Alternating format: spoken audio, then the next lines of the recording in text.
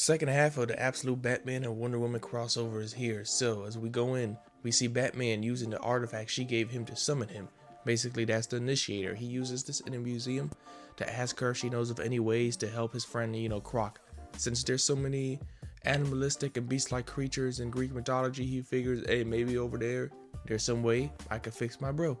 So she tells him there's this dude Acrolis who's a centaur with a bow that changes things, but it would be a dangerous journey and it would take weeks. But because it's in another realm, those weeks would be, that time would be dilated.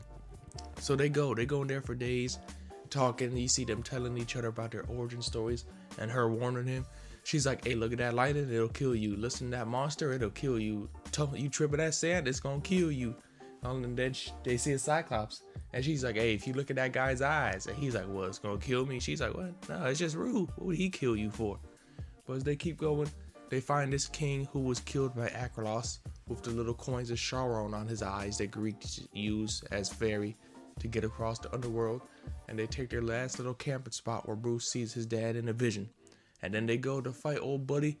They go and knock him down, but then Bruce stands behind him because, obviously don't stand behind a horse. That applies to centaurs.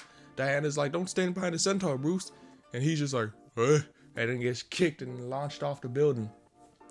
After bro was talking crap because Acrolos even called him her mate, and they were like, we're not together, as they both went to fight him. But luckily her Pegasus came and saved Bruce. They came back up.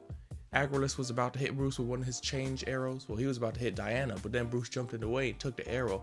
And Diana was like, I know how to change too. Let me change your face. And she took him down. And then, that's how it ended. Bruce ended up getting taken down by the arrow.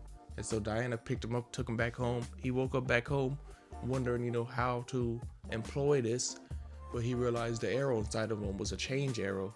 So he took the arrow out, the little arrowhead he still had inside of him, because Diana broke off a piece of the back end. And he gave that to a necklace for Croc to wear in a note. So, to try and change him back.